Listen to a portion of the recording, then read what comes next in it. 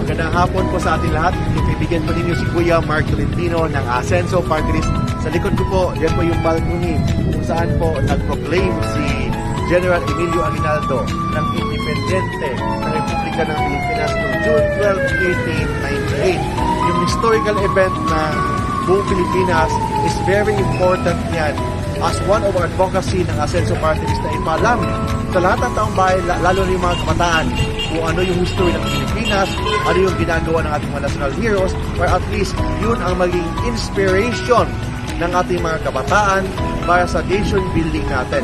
Yun po ang isa sa advocacy ng AASENSO Party List 159 sa Balota. Magandang hapon po sa ating lahat. Yung kaibigan po ninyo si Kuya Mark Tolentino ng AASENSO Party List. Ano bang pagkakaiba ng AASENSO Party List sa ibang parties? Una, yung party list po natin is madaling lapitan, madaling hanapin, at piling makinig sa problema ng ordinaryong Pilipino. Ginagawa na po natin yan kasi advocacy natin, kailangan yung party list po natin hindi lang pang tarpaulin, hindi lang pang TV, pang radio. Kailangan bababa tayo sa taong bayan, pagkilala tayo sa taong bayan kung ano yung advocacy ng AASENSO Party List. By the way, AASENSO Party List, if you know, ito yung party list na isa sa nagkumbinsi Senator Bongbong Marcos na tumakbong presidente ng Republika ng Pilipinas. So, tayo po yun. So, that's why we are very happy and very happy and excited dahil sa pinakinggan ko ni BBM, yung BBM, yung pag-push natin na tumakbo siyang presidente ng Pilipinas. Kasama po doon ang Labor Party of the Philippines at lahat po ng mga organizations na kasama ng AASENSO Party List, ng Labor Party of the Philippines, Partido Lakas Makagawa, and yung Brotherhood, Bikers Brotherhood Movement or BBM Movement. So tayo po yung isa sa nag-convince. Sana po matulungan po ninyo si Senator Bongbong Marcos na sa pagiging presidente ng Pilipinas. Iboto po natin siya bilang presidente and isama din natin ang AASENSO Party List na itong AASENSO Party List is yung magiging defender niya, magiging protector niya, and magiging supporter niya sa lahat ng programa po niya bilang presidente ng Republika ng Pilipinas. Ito yung kaibigan po ninyo, si Kuya Mark Tolentino ng AASENSO Party List 159 sa Balota.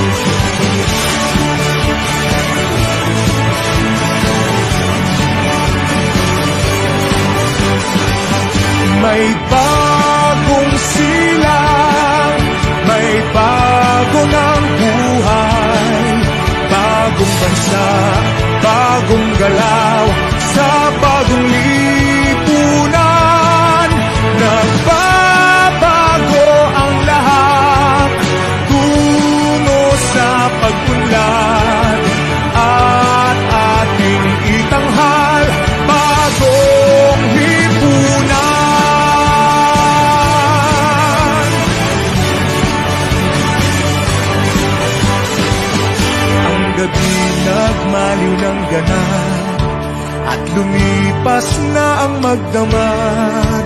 Madaling araw ay nagdiriwang, may umagang namasdan. Ngumiti na ang pag-asa sa umagang anong ganda. May bagong silang, may bago ng buhay, bagong bansa, bagong galaw, sa bagong lipunan, nagbabago ang lahat. Magandang araw po sa ating lahat. Ito yung kaibigan po ninyo si Kuya Mark Tolentino ng AASENSO Party List. Dito po tayo ngayon, yung float po natin. Ito mo? Si Mayor Alex Lopez, yung mayor natin, yung kasangga ng AASENSO Party List at saka ni BBM dito sa Manila. Of course, si BBM at saka yung AASENSO Party List.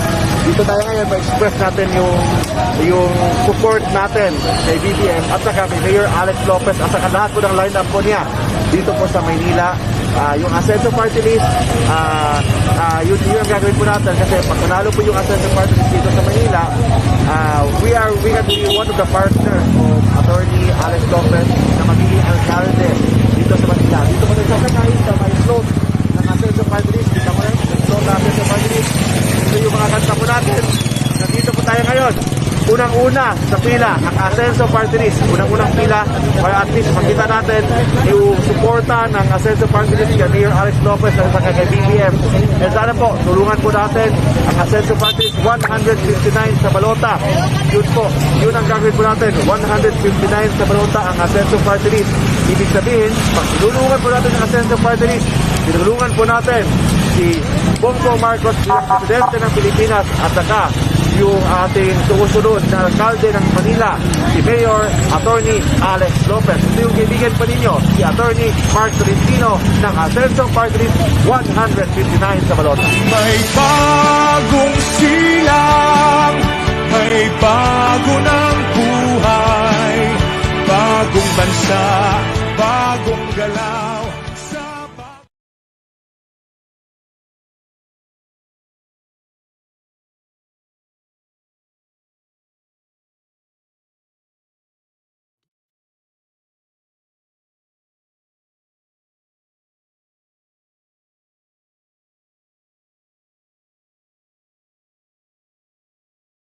This program is supported by Stark Molecular Laboratory and Villa Caseras Hotel, the gem of Bicolandia, a 3-star hotel with a 5-star experience. Book now. You may visit our website for more details.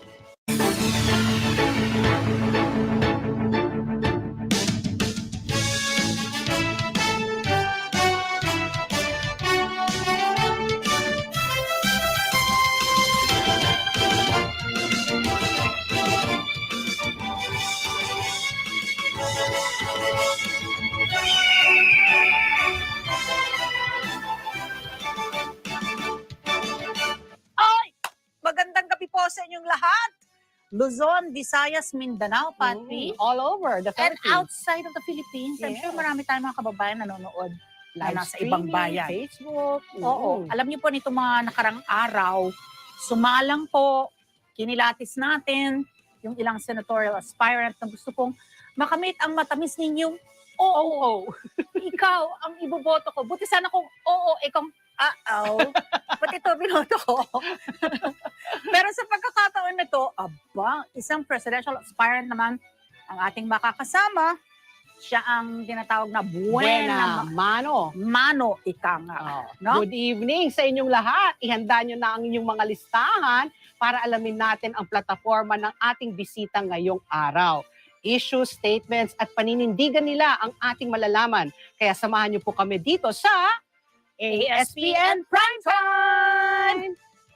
Alam nyo, kami ni Patricia dito ang magiging boses ninyo para maitanong namin doon sa mga kandidato yung mga tanong nyo, yung mga nasa sa loobin nyo. Kasabay na rin po nito yung tatanungin natin sila. Hinggil sa mga pinitiwan nilang pahayag, na kailangan nilang ipaliwanag. Siyempre, ang aming programa ay bilang bahagi pa rin ng Net25 election coverage, Mata ng Halalan 2022! Nananalaytay kay Ferdinand Bongbong Marcos Jr. ang dugong politiko. Ikalawang anak at uniko iho si BBM ng dating Pangulong Ferdinand Marcos Sr. at Imelda Romualdez Marcos. Sa edad na 13 ay pinadala na si Bongbong sa England upang mag-aral. Sa Amerika naman niya natapos ang coursework in Business Administration sa Wharton School of Business sa University of Pennsylvania. Bukod rito, naging Special Forces trainee at Second Lieutenant sa militar si Bongbong. Sa katunayan, noong 1979, itinalaga pa siya ng ama na noong Pangulong Ferdinand Marcos bilang Special Assistant to the President. Sa edad na 23, unang nanilbihan si Bongbong bilang Vice Governor ng Ilocos Norte noong 1980. Kabilang sa kanyang mga naging priority projects sa lalawigan ang pagbuo ng Ilocos Norte Development Plan. Dito, pinalawig niya ang pagbibigay ng basic services sa kanyang mga kababayan gaya ng tubig, kuryente, transportasyon at infrastruktura. At nagbukas ng mga processing at storage facilities para sa mga pangunahing produkto pang-agrikultura ng Ilocos Norte. Bilang gobernador, naiangat niya ang Ilocos Norte sa pagiging first-class province of international acclaim. Sa mga panahong ito, naipatayo rin sa probinsya ang kauna-unahang wind farm sa bansa na alternatibong nakapagbibigay ng enerhiya hindi lamang sa Ilocos Norte, kundi maging sa ibang bahagi ng Northern Luzon. Naging kinatawan din siya ng ikalawang distrito ng Ilocos Norte mga taong 1992 hanggang 1995 at 2007 to 2010.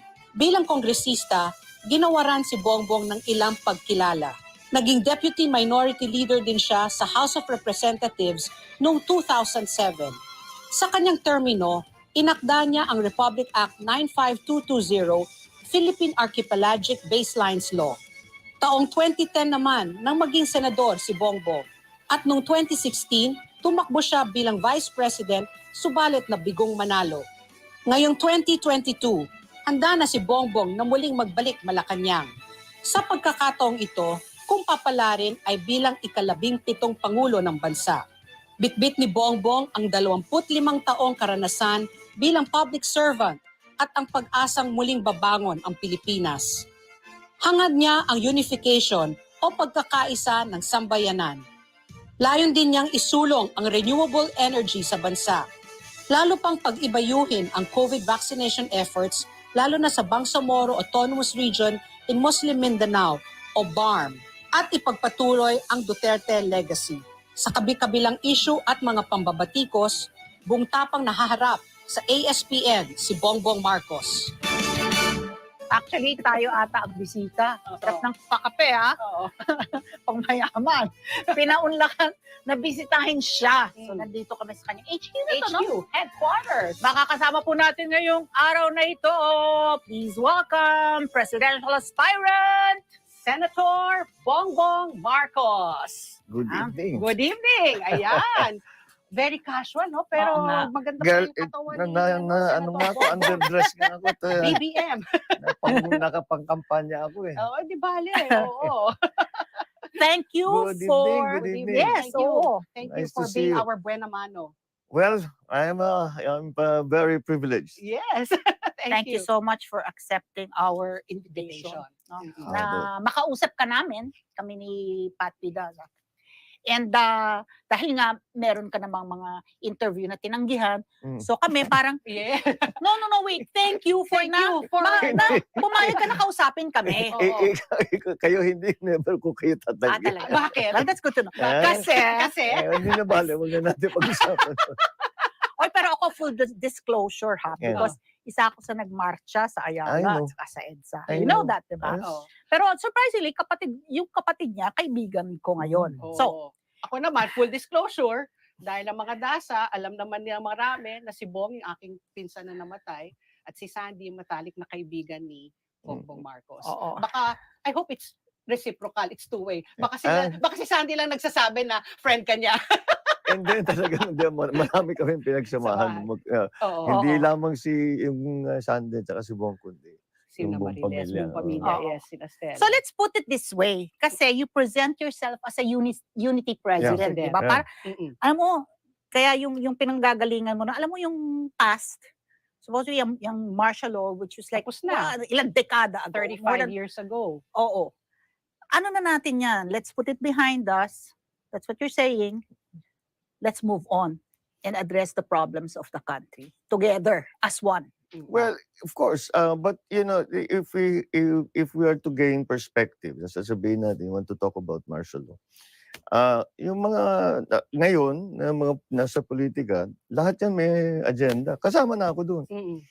You say I'm biased, I'm biased. I'm pro Marcos, di ba? So, ako yung anak. As So, need be. natural. Oo. So let's ipabayaan natin yung mga historian na marunong magbasa, na marunong mag-aral tungkol yan, and let them make the judgment. History will judge. History judges us all.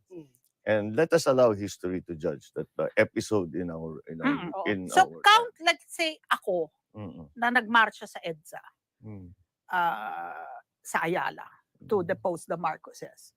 Maybe I'm not just one. Maybe we have a lot of viewers here tonight who are willing to listen for the country, para sa bayan. Unity nga. Para sa Diba? bayan. Para sa bayan. Sa kinabukasan ng bayan. So we're going to listen to you tonight. What is Bongbong Marcos trying to tell us? What can you do for the country? That's why we're here tonight. Kasi napaka-polarized ng Pilipino. You think, yung pagkakawatak-watak natin, you think there's a chance, there's hope for us to be unified? Yes, of course. Siyempre, dahil nakikita ko nga sa ugali. Well, first of all, as I say, it is in the history, our history. We only survived the crisis dahil nagkaisa tayo. And we faced whatever the challenge was, we faced it as Filipinos together. And that's the only way we've survived this long. And that's why we have flourished even. Ngayon, sinasabi ko, hindi ko sinasabi kasi yung usually na interpretasyon na binibigay sa sinasabi kong unification, lahat tayo magkakasundo sa politika. At iisa lang ang gagalaw. Hindi yun ang ibig ko sabihin. Ang ibig ko sabihin is that magkaisa tayo, siguro naman, maari natin pagkasunduan na mahal natin ang Pilipinas. Ay, of course. Pagkasunduan muna natin yan. O, doon tayo magsimula. Parang that's where we're all coming from, eh, di ba? But sometimes we forget. Sometimes we forget. And because we are led by kung ano-anong I don't know how we get distracted. So sometimes we forget. We forget that that's really our nature. Na ganun talaga tayo. And so let us remind ourselves. So that's how you begin. It's not about politics. It's about the country. It's about the national interest. I think we can agree that we will all like to do what we can possibly do to make the Philippines a better place, to make the lives of Filipinos better. But how do you propose, Senator Bongbong, to instill patriotism again? Sabi mo nga, minsan nadidistract. Pero lahat madaling sabihin na mahal ko ang Pilipinas, mahal ko ang bayan ko. Pero paano mo nga maisasagawa? Siguro pag sinabi natin na ganyan, anong gagawin natin, magkaisa tayo, marami tayong magiging opportunities. Marami talagang nawawala at nagiging sayang. Nakaraan, pre-COVID pa, na kung minsan hindi tayo ready o hindi natin naunawaan, but there were opportunities that we missed and we were too busy politicking. And it is that because isang tabi muna natin yung mga partido natin, isang tabi muna natin ng mga personal natin, at pag-isipan talaga nating mabuti what do we need to do and how do you do that, right? And well, now in this specific time, yung crisis of the pandemic is we are still really in the middle of it. I hope we're at the tail end, pero marami pa rin nagkakasakit. So, kailangan yan talaga. So, we have to really continue the vaccination. Meron na tayong vaccination. Kasi ang sinasabi niya noon was test, trace, and treat. Na nadagdagan ng vaccinate. Hindi tayo masyadong nag-trace. Hindi tayo nakabuo ng ng sistema para sa Contact buong tracing. Pilipinas. Wala yun from the Oo. beginning, wala yun, buta tayo, di ba? Yes, exactly. From the first I like two- your word. First two Chinese Wuhan, talagang, Oo. sino Wala mga na. kasabay sa aeroplano? Diba? Gaga. Wala, Talagang from the ano. beginning, Ako, buta tayo. laging lumalabas, never ako natawagan para makontact Yeah. trace. So it's something that you have to attend to, and then of course yung dala ng pandemya is yung krisis sa ekonomiya. Yeah, we'll talk about that later. Yeah. Because we're going to talk about your platform later. How you're going to address the huge Problems besetting Yeah. Economic the country. crisis, Oo. no? Oo, hindi Diba? lang But I will go back to martial law. Mhm. Ano ba, will you concede, Senator, na in anything, there's the good side and the bad side? Kaya former lover mo yan. That's almost one way to look Or at it. kahit na ano, Eh, There's always two sides. There's di ba? always- well, there's two sides, There's sure. always two Yeah. sides. Yes. Okay. so oo. kasi meron kang mga marami. Marami na na magsasabi, nagawa. No, Martial law. they will reminisce. Mm-mm. Those were the golden Years. Oo. Ang mura ng bilihin nun. Oh, bigas. Tayo It was safe nag-export. to go out, di ba? Tayo Oo. nag-export ng bigas. Palitan ng dolyar at saka Oo, mataas ang 1:1 na balor halos. ng... So, you hear people reminisce that there's a good side to martial. Ang naalala ko doon, disiplinado mga Pilipino. Kasi sa ikaunlad, Ng inabot mo ba to? bayan. Yes. Sa kiunlan ng bayan, Nagtama na ba yan? disiplina ang kailangan. Grade school. Grade school, ano? Pinagbisikleta ba talaga si Ariel Ureta sa Si? campus? At diba? Si Ariel, urban legend ba yon? Alin? Si Ariel Ureta. Pinagbisikleta. Kasi sabi I niya, don't know. Hindi. Parang alam ko, nagbunot yata siya ng nagbunot yata siya ng nagbunot ng damo. ng Kasi damo. sabi I niya, think pinag-garden yata Oo, siya. nagbunot siya ng damo. so urban legend yon o trot? I don't know. Tanong natin sa kanya. Tanong natin sa kanya. But disiplinado mga Pilipino. Pino noon, oo. So, yung pati yung there was reform, no? Na yung Mm. mga oligarchs Mm. that were abusive, Mm-mm. nagkaroon ng, ano ba yan? Agrarian reform. Mm. Nagkaroon ng yung labor reforms. Diba? Dati, puro Mhm. ano. So, ayan, the good. But will you concede that there was the bad side to martial? Well, of course, in any kind of extreme situation, nagkakaroon ng abuses. And as I've said many times before, especially in a war, when we were fighting a war, two wars really, on two fronts, the Muslim separatists and the NPA, I nalaganap suppose, nun, it's already yes. an NPA in the countryside. So we were at war. We were so in the midst of that kind of extreme circumstance, of course there will be abuses, but there were abuses by every side in the conflict. It's sometimes we don't remember that there are abuses at every side of the conflict. Kanina, Talk about discipline. discipline, I was going to ask nga kasi I kept mentioning na disiplinado yung mga Pilipino nung panahon na yon.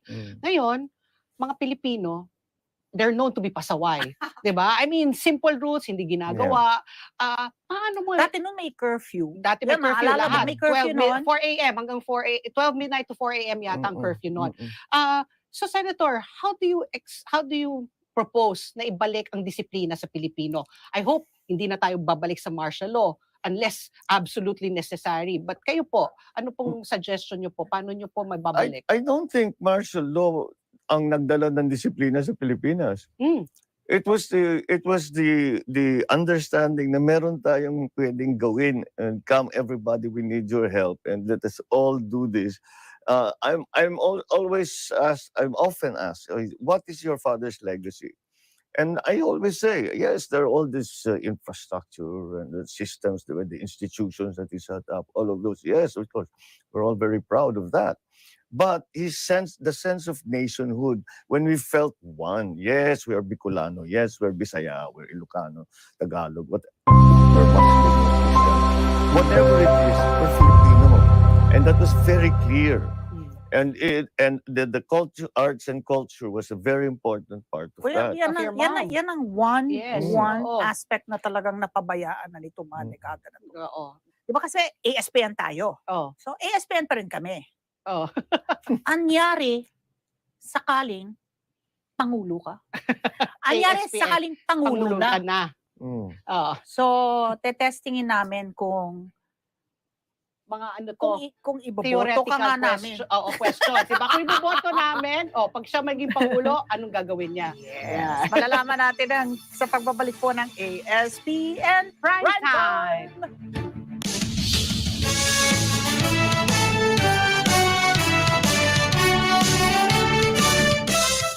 This portion is brought to you by North Luzon Express Terminal and Quezon City Motor Vehicle Inspection Center.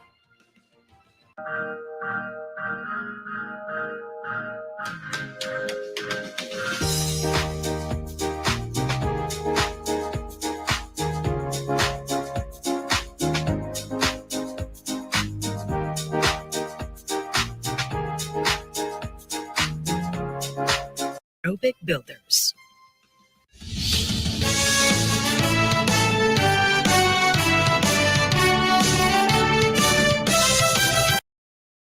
Doing this one thing before you sleep can help reverse type 2 diabetes and prevent you from falling into the diabetes trap. If you have type 2 diabetes or prediabetes, then you will want to see this. Research from several prominent universities have demonstrated that this simple bedtime tweak can reverse high blood sugar, improve sleep, and shed stubborn diabetic fat. And this has nothing to do with medications or surgery, and can help anyone suffering from erratic sugar levels regardless of age. As extraordinary as it sounds, you can tap the Learn More button below to see how thousands of people are already reclaiming their lives using this new simple method. After intense study and research, a top-rated hormone specialist has identified the actual root cause of high blood sugar. And contrary to what many believe, it has nothing to do with eating certain foods such as sugars and carbs, and it has nothing to do with genetics.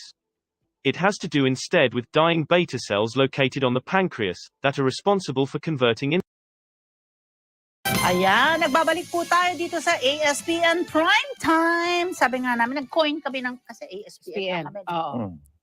So lahat iterations ng ASPN. Okay. Diba ang status ng Panahon. pagmamaneho nyo? Diba? For traffic report. So, Oo. tonight, anyari sakaling pangulo na ang Ayan. ASPN? Okay. Okay?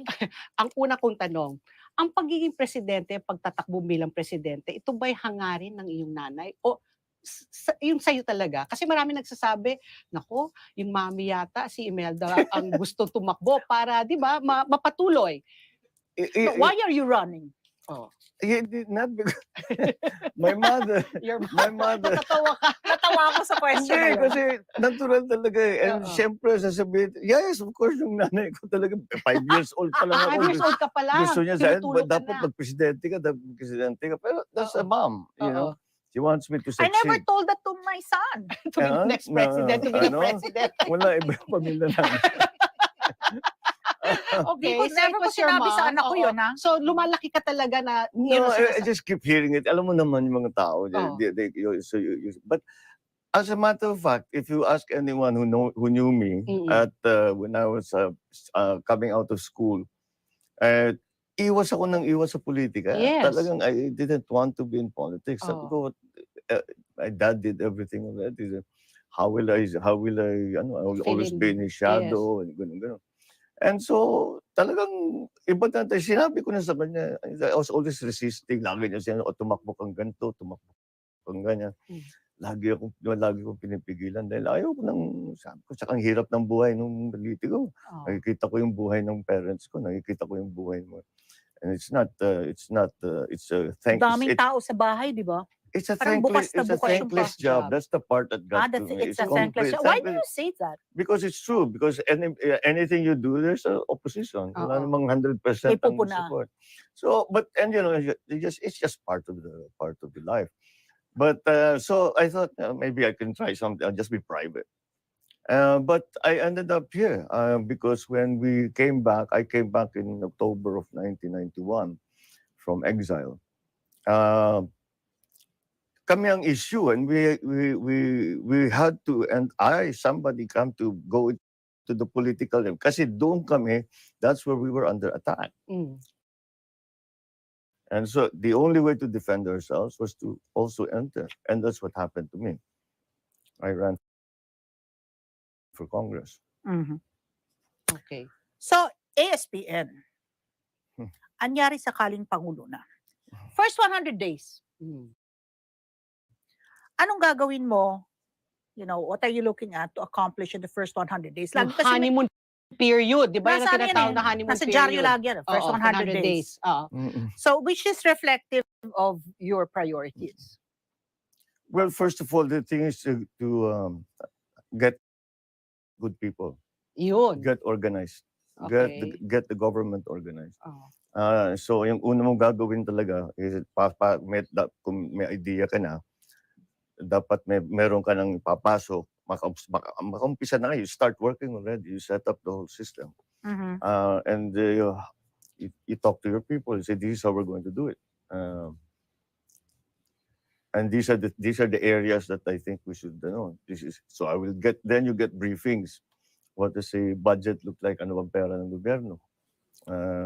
How is the output sa agriculture? How is our education? You should actually have that briefing before you take office. You should have all of that Ipapa-audit mo ba how, because we borrowed so much, di ba? By the time President Duterte 13 steps down, trillion ang utang ng 13.42 Pilipinas. trillion. briefing. Ipapa-audit mo ba how the pandemic funds were There's no spent? need to make it pa-audit. It's always constantly audited. And those audit reports constantly come out. So even if it's like a state So of if it's public emergency, It's going to be, well, of course, because you still have to know where the money went. Kasi sabihin, may dumating ng 100 pesos, whatever. By this time, somebody signed it out and nawala or nagamit. Saan nagamit? Hindi namin pwede. Baka may natira pa. Di ba? Likunin natin, gamitin natin. You just have to know the status of everything so that you know what to do. You know what you have, what you have in o nabanggit na use. rin niya yung You mentioned earlier nga, no, you get good people. You've consistently topped all the surveys this past few months. Siguro parang meron ka nang napupusuan ng mga taong nakukunin. Baka pwede mo kaming bigyan ng preview, sneak preview, like who's going to be your offhand, do you have like names your health already? secretary coming from pandemic. We have this. You know what? I'll tell you the truth. Oh. Maybe I'm a little superstitious that way, but I don't allow myself to think beyond the election.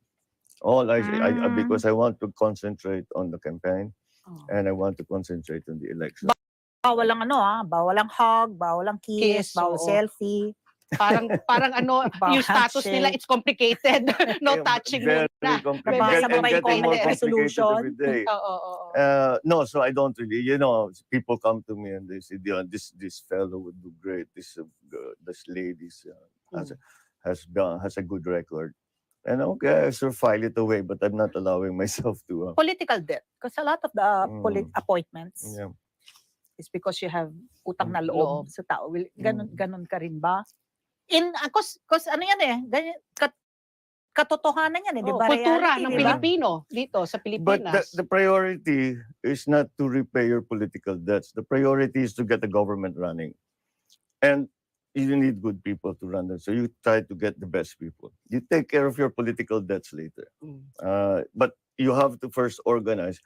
In any economic system, there is a need for a technocrat at the apex, as they call it. And a good bureaucracy and a good land reform program. All of these things are necessary for that. But you have to have those technocrats. You get a president gets 5,000 plus, close. I think baka 6,000 pa appointments that they can make. Pero mangangawit ka kakapirma ng appointment papers. I was going to ask So, nga, kasi sabi mo, you have to get good men to help you to govern. Does this also include relatives? What do you feel about political dynasties? Kasi your family, the Romualdez side and the Marcos side, they're known to be talaga lording it in Leyte, Tacloban, and of course in Ilocos. I'm very open-minded about that. I mean, the law is clear. You cannot appoint to the cabinet So, but if someone is competent and they happen to be my cousin, I'm not going to hold it against them. In fact, take I will take advantage of Take my cousin advantage. Oh. and work them too hard Uh-huh. but if they're the ones, they can help, they have something to contribute. Why not? We need all the help we can get. Oo. We shouldn't, you say you hire them only because they were your kamag-anak. Mm. You say no, you don't do that, right? But also do not hire them because they're your kamag-anak. Oh. Why will you So exclude you will them? look at competence. It's competence that's important. Do they know what they do and will they do a good job? Is the record good? Track record on corruption. Well, that's that's the only thing you can base it on is yung track record. No, but since already Patricia opened the topic on, pero sa kanya appointive. So, Oo. yung na qualms about appointing a relative kung magaling. Diba? Yes. But let's talk about the political dynasty because it's in the Constitution, diba? Article 2, Section 26 of the 1987 Constitution states that prohibited ang political dynasties. Mhm. As may be defined by, and of course, the Congress will not legislate against themselves. So we don't see an enabling law, di ba? Okay. Will you concede man lang na, because I've heard you talk about political dynasties, napakinggan na kita at sabi mo, ano ba kung talagang sila ang Competent, ihahalal hahalal. ng tao, di ba? Gusto ng tao, bakit mo ipagbabawal? Bakit mo ipagkakait sa tao na nakita nila na there was good governance? So, we see a congressman Mm. na mag-asawa, 'di ba, magkaibang distrito sa Congress. That's what we see, 'di ba? I mean, this is like this is the height of what we see, okay? So, will you not concede na kailangan natin ng anti-political dynasty law para man lang lagyan natin ng parameters and limits, 'di ba? Na okay, asawa mo, fine. Hanggang Diba? isang First degree kamag-anak. of consanguinity, fine. Second degree of consanguinity. Pero hindi yung talagang Lahat na. sila na talaga yung Ipa-perpetuate na nila yung angkan nila. don't you agree Well, that we should at least but man lang limit na hindi naman pwede. It already defies the katalinuhan of the Pilipino. Mag-asawa tapos magkaibang distrito, what, you don't live together? It's a slippery road when you start limiting the options of people or who they can and cannot vote for. That's a slippery road. Once you go down that road, you don't know where to take you. And I think it's too dangerous for us to even try.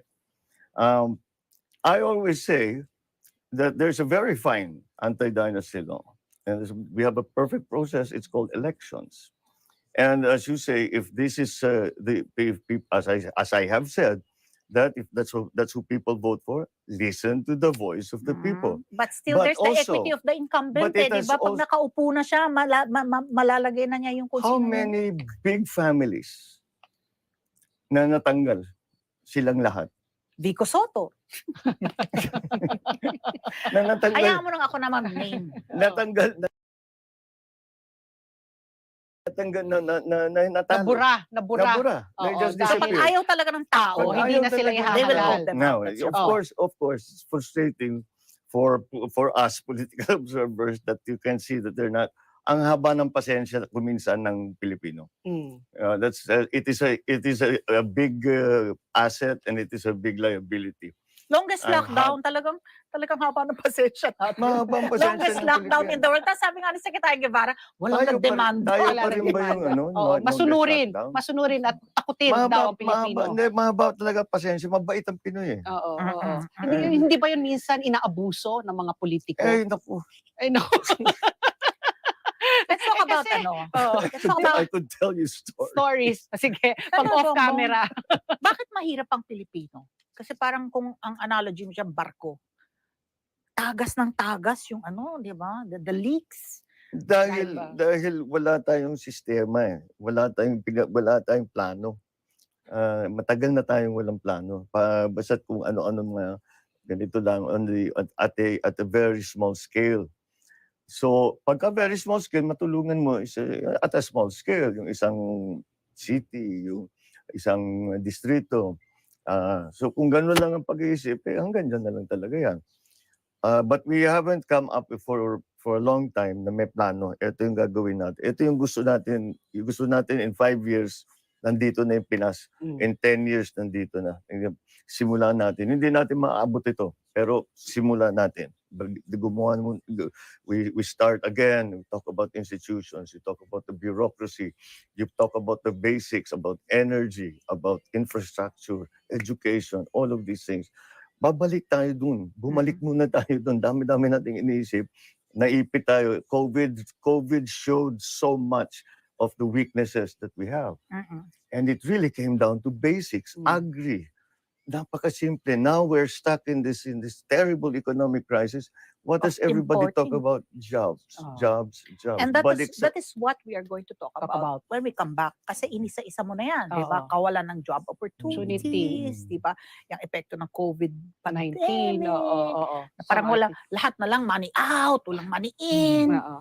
Paano Maraming tayo problema. Sabi nga makaka-recover? niya, dahil nga dito sa pandemya, nakita lahat ng mga problema. So mamaya, babalikan po natin si Senator Bongbong. Patuloy po natin kikilalanin si Senator Bongbong Marcos sa pagbabalik po ng ASPN Prime Time!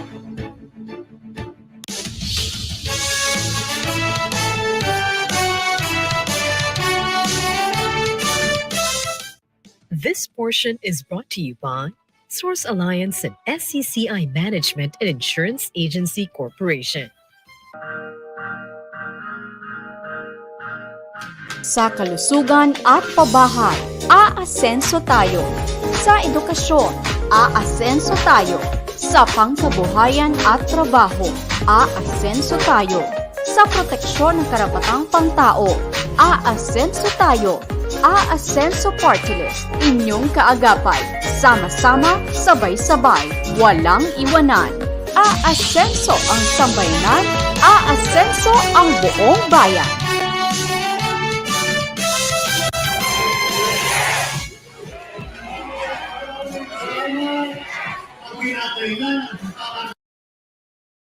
Sumisigaw ang pagkakaisa ng buong sambayanang Pilipinas. Sa pagtakbo ni Ferdinand Marcos Jr. o Bongbong bilang Pangulo, tila naging tagapagmana si BBM ng paninisi sa amang si dating Pangulong Ferdinand Marcos at sa proklamasyon nito ng martial law noong 1972. Nakadikit sa apelyido ni Bongbong ang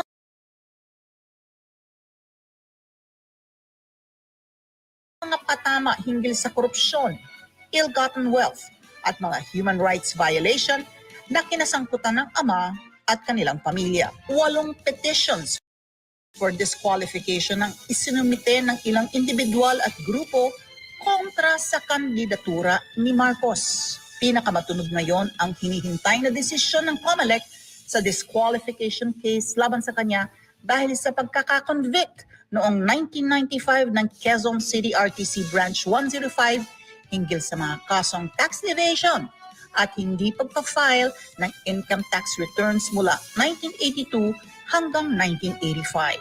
Bagamat inakwit ng Court of Appeals noong 1997 si Marcos Jr. sa tax evasion, na-convict naman siya para sa hindi pagbabayad ng buwis. Dahilan upang tuliksain si Marcos na gumawa raw ng crime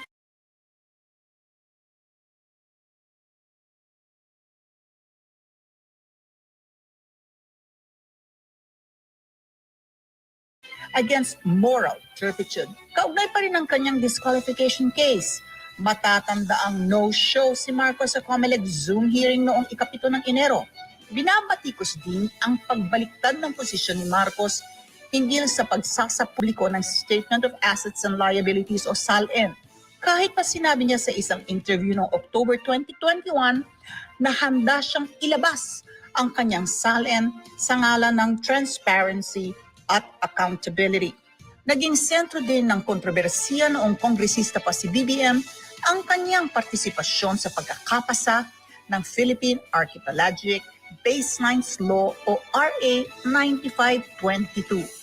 Ayon sa House of Representatives Legislative Information System o LEGIS, hindi umarangkada ang bersyon ng Baselines Bill ni Marcos, ang House Bill 3969 sa kanilang committee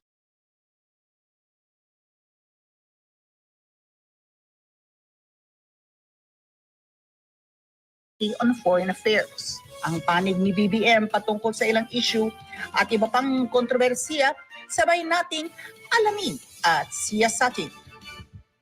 Dami-dami pa naming tanong, parang konti na lang daw time namin kasi haba ng sagot. Sir, i-clear nyo lang sagot nyo para Yes, marami ma'am. kaming matanong. Yes, ma'am. Okay po, eto na. Tinatanong natin kanina, di ba?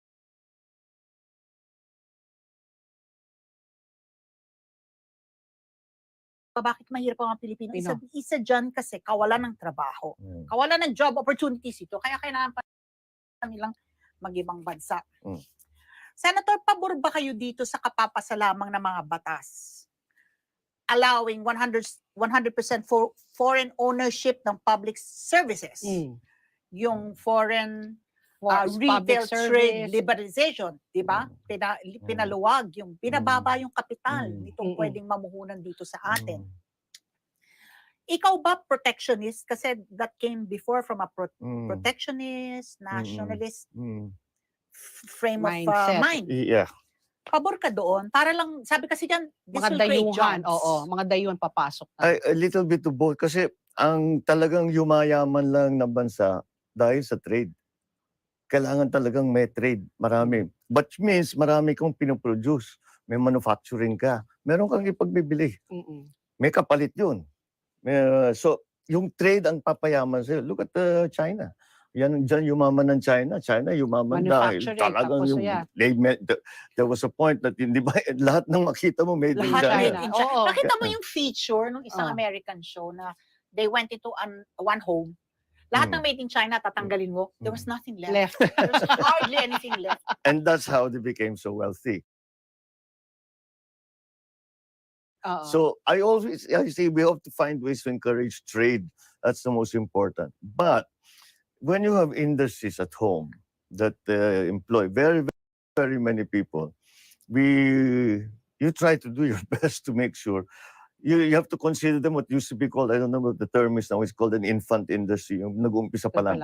So kailangan alalayan pa medyo. Baby steps. But with the WTO commitments that we have made, that opens everything to trade. And some of those measures that you talked about are in compliance with the WTO. Commitment natin sa kanila. Compliance yan. Kasi sinabi natin, gagawin natin. Kaya nung pumirma tayo dyan sa WTO. But again, there's still many ways, there's still many things you can do. What we should have done is gotten ready for this. Mag-ano na tayo mag-open na tayo, pumirma na tayo. Pero that's 10 years away. In the meantime, paghandaan na natin, patibayin na natin yung agriculture natin. Pero hindi nga natin ginawa yun. So, forward looking, what are we going to do? Because now we can see, hindi pala tayo handa sa trade liberalization. Walang taripa. Talagang yung volume ng... Diba? And now we're importing everything. galunggong, bigas, pati yung bawang na supposed to be Ilocos, di ba? Yan ang pangunahin na... Senator, padala mo naman kami ng Ilocos na bawang. You know what I read? Yung bawang pala ng China. Bleach, kaya ang puti-puti. At saka malaki. Hindi siya malampang. ng sewer water. So sabi ko, mag-i-Ilocos na bawang na ako from now. Of course, please. At saka mas matindi yung lasa. Iba talaga ang lasa. Oo. But speaking of jobs, na-plug ko pa yung... speaking of jobs, Senator, Endo, kasi sabi na nga ni Ali, di ba, ito na nga, kailangan palakasin natin yung mga trabaho dito sa Pilipinas. Pinangako po ni President Duterte na tatapusin na niya po ang Endo. Kayo po ba ay na hindi niya nagawa? Hindi niya natapos. Hindi niya nagawa. Wala. And the government is also, number one, sila po na nag-Endo. Yes. Diba? Ang daming contractual. Hindi regularize yung mga employees. Pero meron talagang part ng kahit na local government or national government na contractual talaga kasi may trabaho tapos natatapos yung trabaho. Seasonal din, di ba? So you really have to have still that ability. Pero yung sometimes na abuso, but ang iba yung motive ng gobyerno at saka ng korporasyon when it comes to Endo. Ayaw lang ibigay yung benefits kasi. in the government is because talagang pasok labas ang tao. Humahaba sagot And mo, ito, you want Senator. that's what may political appointee diyan. So dun linalagay diyan sa yung mga ayaw magbayad ng benefits. Benefits. That's oo. the so So we have kayo to ba, find a way. mahihinto nyo po ang endo? I Gusto will- nyo bang Ako kailangan siguro we have to talk to the worst offenders and see worst what- offenders? Yeah. Oo. Mm-mm. Yung 555 na sinasabi kasi nila. So I don't know why you want to run for president kasi nga sinasabi, itong mga to, Ang daming grabe, tingnan nyo yung problema na talagang May susuinin pandemya. nyo, no? If and when you win. Mm. No, sabihin na lang natin, post-pandemic or tail end ng COVID, Mm. na yun nga, yung money in natin because of the economic slump, talagang, are you going to get more taxes, di ba? Wala, no? Revenue slump.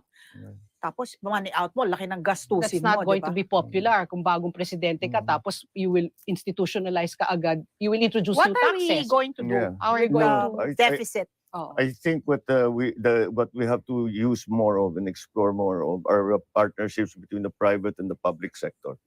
The government cannot do it alone.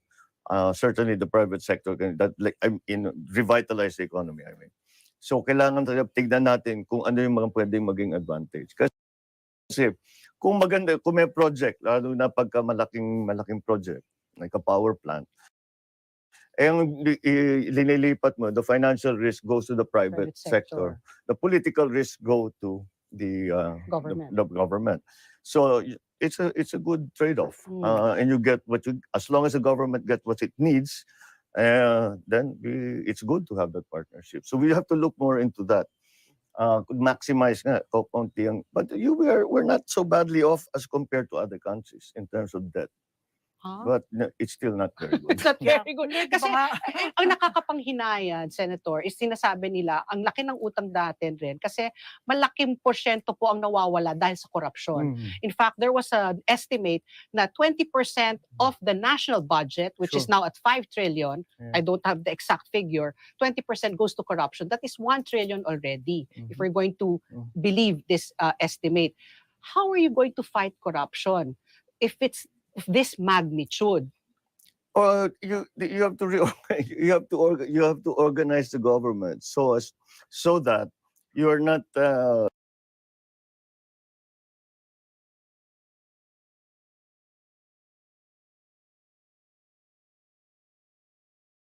alam mo kung saan ang corruption sa gobyerno, doon sa mga nooks and crannies yung nakatago na may nangyayari na hindi mo nakikita at bigla na lang nawawala yung pera kung saan dumaan. And then at the lower level, the inefficiencies are preyed upon by the fixers, kasabot nila yung kausap Yung ng open drawer policy. yung mga ganon, all of that good stuff.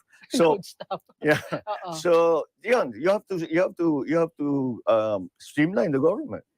Are you going to lay off? Are you going to minimize? Kasi sinabi rin sa atin, di ba, na parang 40% of the national budget is just used to pay yung mga fees, yung mga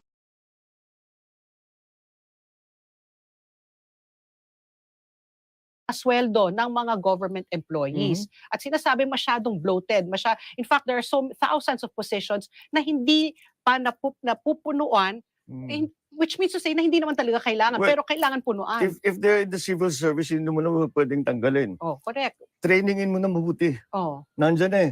Nagbabayad ka na ng sahod nila eh. Trainingin mo na mabuti. Idaan mo sa mga training mo, ito yung magiging trabaho mo. Ayusin mo na mabuti yan. Senator? I think that's para mas tumas yung standard. I heard you talk about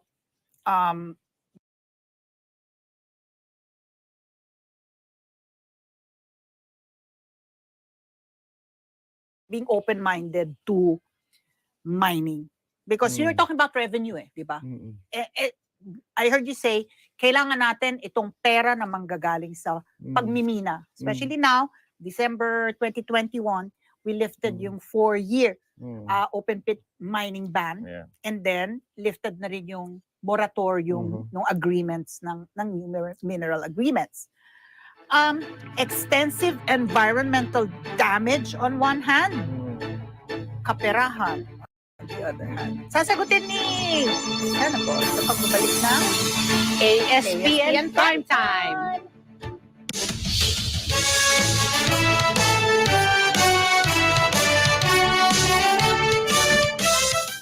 This portion is brought to you by Arlex Trading and Construction Supplies and 318 Automart.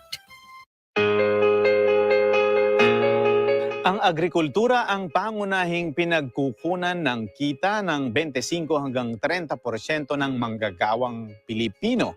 The world's rising population requires food which can only be provided if we look after the land and soil so that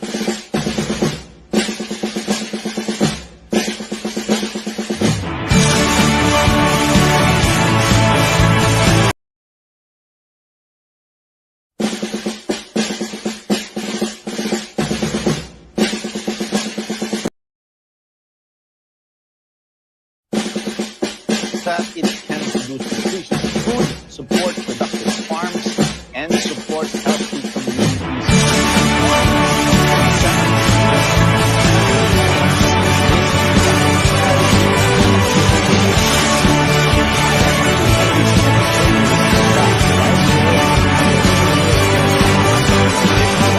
May bagong silang, may bago ng buhay, bagong bansa, bagong galaw, sa bagong lipunan, nagbabago ang lahat. Drive us out from the pandemic or make our situation worse. Ang dami na pong dumaan na administrasyon, yun lang. Open for business.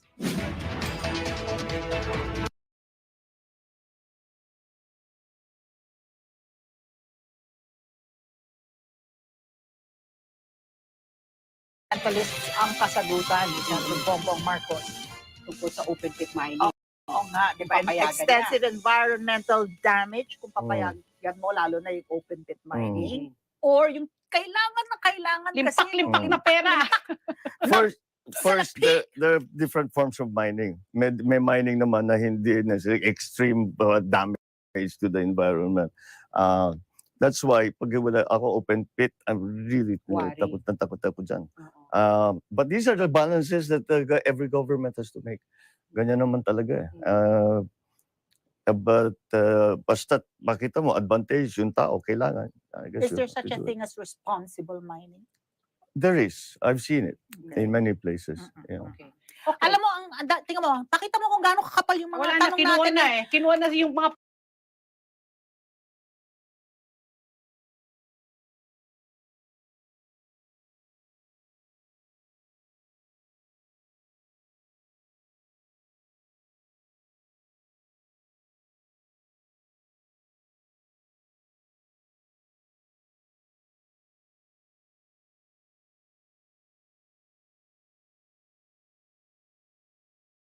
papel kasi Hindi na ayaw namin na nilang matatanong. tanungin. Pero Hindi na namin matatanong. Oo, ito yung lighter side. Mas gusto ko ito kasi yung mga issues na tinanong natin kay Senator Bongbong, maraming beses na yan natanong at nasagot na rin niya. Pero ito ang bagong atake namin.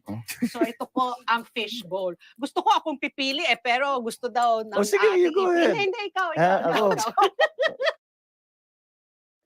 Kasi meron akong tanong dyan na gusto niyo ko sana. Bakit may ikaw tanong. magbubuklat? Ganun ba procedure? Ay, hindi, parang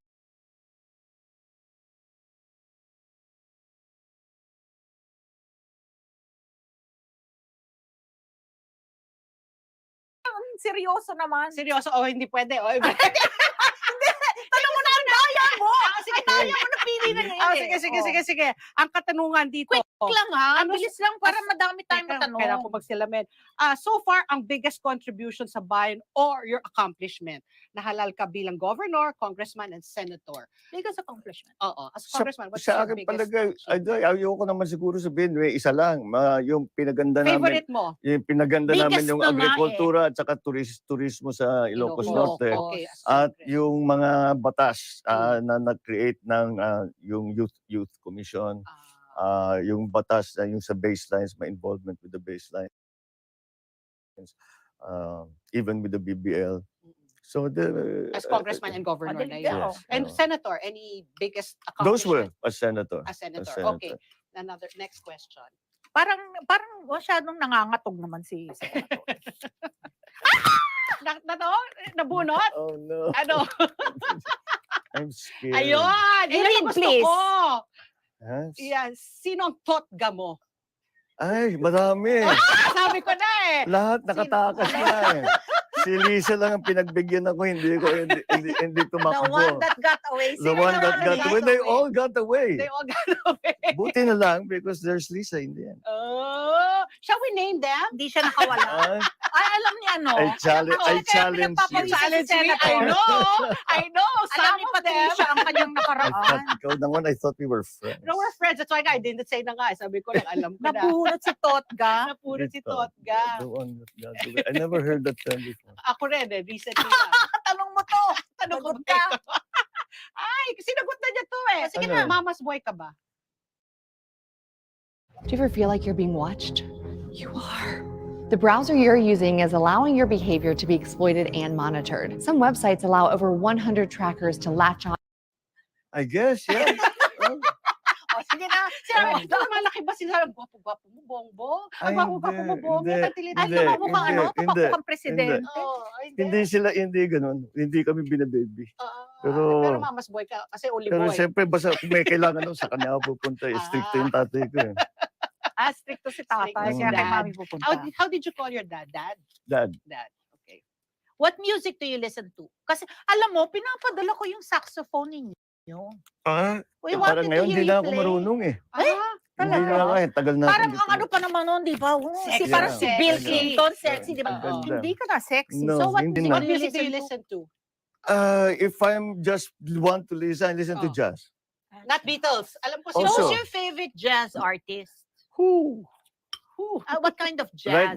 Right now I'm listening to Miles, but I always listen to Miles. Coltrane.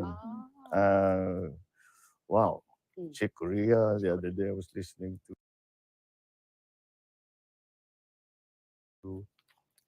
Herbie Hancock. Because I Local, wala haven't kang local heard favorite I haven't artist? heard him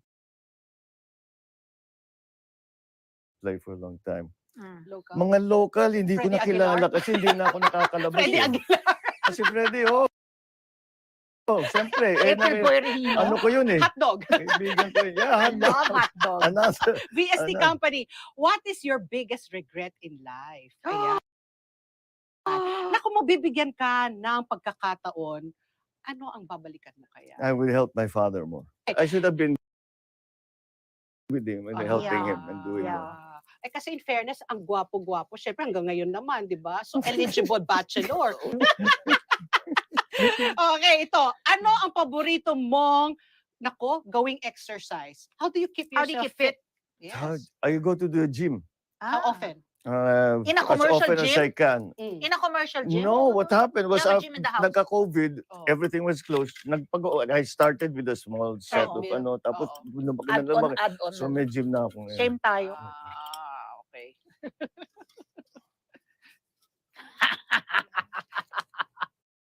Ano? Nakakatakot na ang tawag. No! Ano yung tanong? Ay, nanonood kang K-drama? No, Your wife? no, Your no. wife? No, also. You're No. not into that. How do you... We don't watch much TV. So, You just listen to they read music. books. Chinek out ko na yung, Yeah, yung these kala are ko props, some- hindi some pala are- totoo. Ano ang naging, nako, nung nasa Hawaii po kayo, ano ang pinagkakaabalahan mo nung nandun Wala. kayo sa Hawaii? I've never been Hula girls, no? no bored in my Bored? life. You were so bored. You cannot do anything. Bawal kang umalis dun sa island. Bawal kang magtrabaho. Bawal ka So bawal you were in the lahat. surfing, So, wala. Paikot-ikot lang kami. paikot-ikot, surfing, surfing. Eating and drinking too much, basically. Oo, not surfing. You didn't pick up I surfing. did. I nagpa-lesson ako. Nagpa-lesson, And, I learned a little bit, but You didn't get into it. Hindi mo no, not hilig. really. Okay. Ano ang impersonator ako ng nanay mo. Ikaw na lang, ikaw. Alam mo bang impersonator ako ng nanay mo? Do you see the Email defect. resemblance? Yes, I still remember. Dahil sa'yo. Terrible. So did you know? Did you Doing know this to na me. impersonator ako ng nanay mo? Yes, daw. of course. Ito, anong paboritong mga pagkain? Ah. Ayan. Saan ka mahilig? Basta't mga yung sariwang gulay. I Talaga? Ilocano It's the talaga. Ilocano Bakbet? in me. Eh, yung bagnet. I can Hindi, always ano say, yan, kinakain ko. Siyempre, pinakbet. kinakain ko rin yun. Oo. Pero if yung hindi dapat mawala sa kain ko yung Gulay. gulay. Ah, healthy. Like Gulay what? na maganda. Deneng-deng, ganyan. Ako, ito na yung Hindi gulay. naman lang. Tingnan mo. Oh, last na. Mabilis, oh. Okay. He's so relieved. Halatang halata. So relieved. Okay, ito na. Oh, this is a very apt question. You two are bullies. I'm not me, ha? Si ate. Si ate. How do you distress? How Yeah. do I de-stress? Distress, I read. Really? Basta I have What free kind time. of Well, no. books? Also, working out really is a good distress. Oo, But oo. I read anything. So ano ka pa? Actual books o Kindle ka na? E-books Well, na? I like actual books, pero I read 2 or 3 at a time. Ah. So pagbabiyahe ko din ay magazines pa. So Oh. kinindle ko na kasi it's much more practical. Ang bigat-bigat ng bigat. libro. Oo, Oo, pagbabiyahe ka, di ba? Mm-mm. So naka-Kindle na Every siya. week. I mean, ano na So yun? teki dagdag. ka. Teki.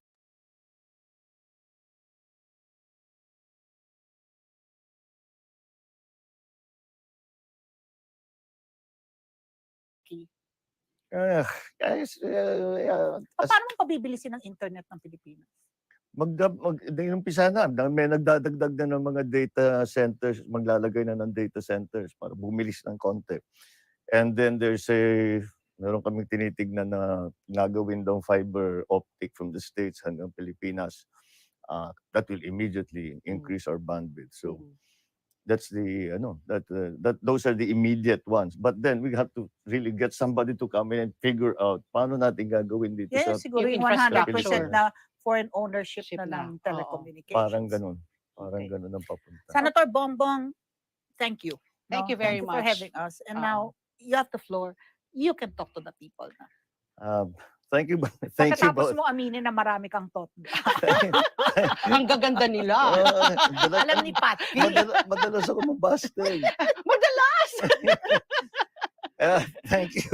Thank you for this. It was really great. I've enjoyed myself much more than I ever thought I would. And I thank you for the opportunity to talk both of serious things and the more amusing stuff that we discussed today. So anyway, I'm here and as a candidate for the presidency, and I hope that the message of unity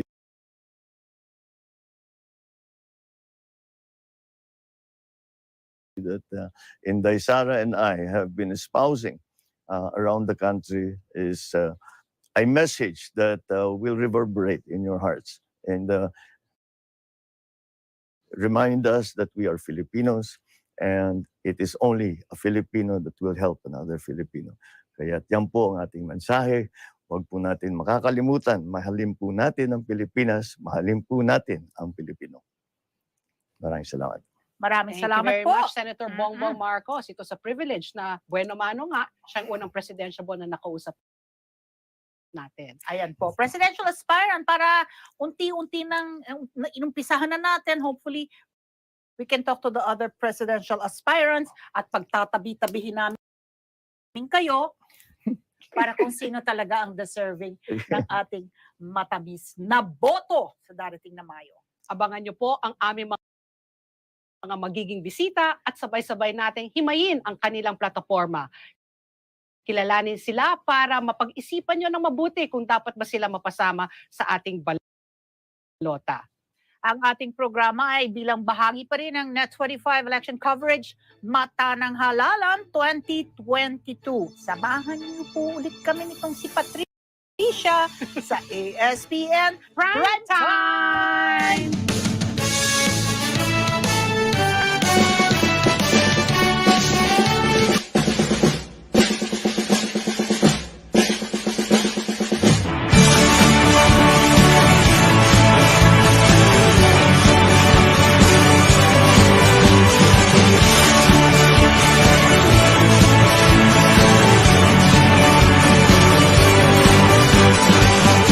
may bagong silang, may bago ng buhay, bagong bansa, bagong galaw, sa bagong lipunan. Nagbabago ang lahat, tungo sa pag-unlad, at ating itanghal bagong lipunan.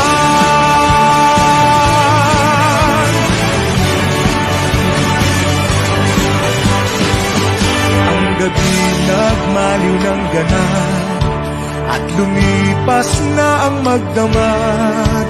Madaling araw ay nagdiriwang, may umagang namasdan. Ngumiti na ang pag-asa sa umagang anong ganda. May bagong silang, may bago ng buhay, bagong bansa, bagong galaw, sa bagong lipunan. Nagbabago ang lahat.